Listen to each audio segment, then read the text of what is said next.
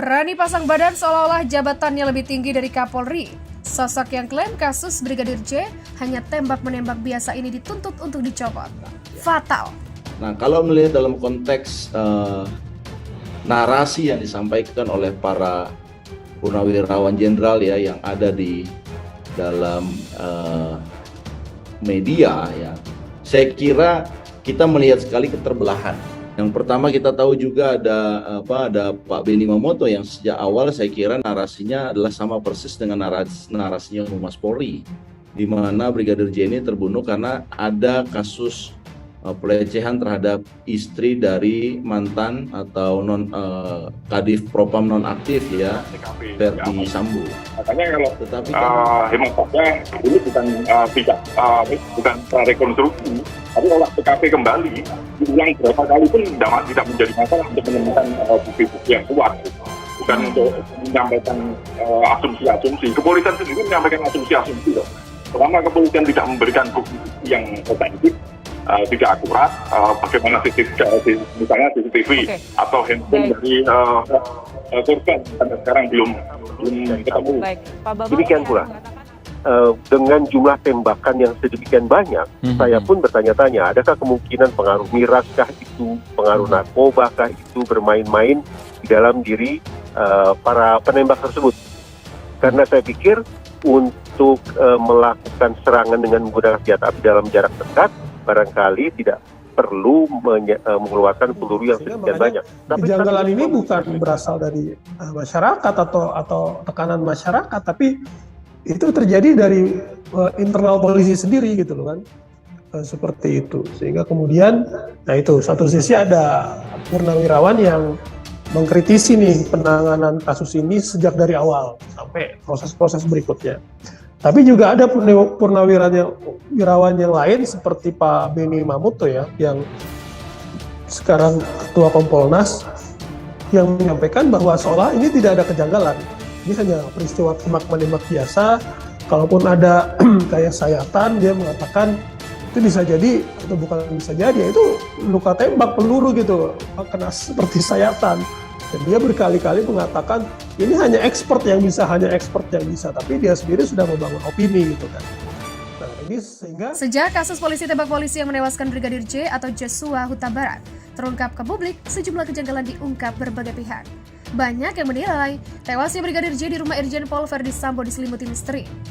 Meski begitu, ada juga yang mengklaim bahwa dalam kasus tersebut tidak ada kejanggalan dan hanya kasus polisi tembak polisi biasa. Sosok yang mengklaim kasus Brigadir J hanya tembak-menembak biasa itu pun mendapat sorotan. Hal itu disampaikan pengamat kebijakan narasi Institut Ahmad Nur Hidayat. Sosok yang menyebut kasus Brigadir J sebagai kasus tembak-menembak biasa itu adalah Ketua Harian Kompolnas Benny Mamoto. Ahmad mengatakan Benny yang tampil di beberapa stasiun TV nasional seperti tampil sebagai Humas Polri. Benny sebagai Sekretaris Kompolnas tadi tampil bak seorang Humas Kepolisian yang menjelaskan seolah peristiwa tewasnya Brigadir J ini seolah tembak-menembak biasa dan mengatasnamakan tidak ada kejanggalan atas tewasnya Brigadir J. Berbagai kejanggalan Brigadir J yang meninggal ia tepis. Begitulah ujar Ahmad. Ahmad juga menyebut bahwa klaim Benny menimbulkan kesan dirinya pasang badan untuk Irjen Verdi Sambo. Selain itu, menurut Ahmad, bahkan Benny juga tampil seolah melebihi posisi Kapolri sendiri. Kesan yang tampak bahwa Benny Mamoto ini pasang badan untuk Kadif Propam Verdi Sambo sangat terlihat. Pada wawancara di salah satu media televisi, Benny Mamoto bahkan mengatakan dia mengklarifikasi pemberitaan Brigadir J. Pertanyaannya, dalam posisinya sebagai apa Benny Mamoto ini bertindak seolah sebagai juru bicara pihak kepolisian, bahkan melebihi posisi Kapolri sendiri. Begitulah ujar Ahmad. Publik pun tercengang dengan apa yang dilakukan Benny Mamoto tersebut. Sementara itu, Ahmad menilai bahwa Benny layak untuk diberhentikan dari jabatannya di Kompolnas. Apa yang dilakukan oleh Benny Mamoto ini adalah sebuah kesalahan yang sangat fatal. Maka sudah semestinya Benny Mamoto ini diberhentikan dari jabatannya di Kompolnas. Karena apa yang dilakukan Benny mencoreng institusi kepolisian. Begitulah kata Ahmad.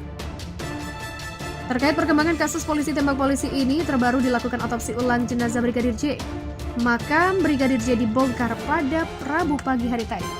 Otopsi ulang itu dilakukan sebagaimana permintaan keluarga Brigadir J demi mencari keadilan dan pengungkapan kasus yang sebenarnya terjadi. Melansir Kompas TV, pembongkaran makam itu dihadiri keluarga serta tim pengacara keluarga Brigadir J. Proses pembongkaran makam dijaga ketat petugas kepolisian. Setelah pembongkaran selesai, jenazah dibawa naik ke RSUD Sungai Bahar untuk dilakukan otopsi ulang. Kabar Brigadir Yosua alias Nopriansyah Yosua Huta Barat ditembak dari perjalanan Magelang, Jakarta terungkap kebenarannya. Komisioner Komnas HAM Hairul Anam mengatakan bahwa kabar Brigadir Joshua ditembak di Magelang hingga Jakarta tidak benar. Anam menyebutkan bahwa Brigadir Joshua meninggal saat berada di Jakarta. Itu berdasarkan keterangan dari para ajudan Kadif Propam nonaktif Irjen Verdi Sambo. Bahkan sebelum Brigadir Joshua ditembak Baradae, dirinya sempat bercengkrama dengan beberapa ajudan Verdi Sambo pada saat itu. Sebelum kematian, lokasinya di Jakarta yang itu ngobrol nyantai, tertawa-tawa. Siapa yang tertawa? Ya termasuk Brigadir J. Karena itu Komnas HAM memastikan bahwa kabar Brigadir Joshua meninggal dari perjalanan Magelang, Jakarta itu tidak benar. Sebelumnya, Komnas HAM telah memeriksa 7 ajudan Verdi Sambo termasuk Baradae pada Selasa 26 Juli kemarin. Dalam pemeriksaan itu, Komnas HAM mempertanyakan terkait tewasnya Brigadir Joshua di rumah Verdi Sambo beberapa waktu lalu.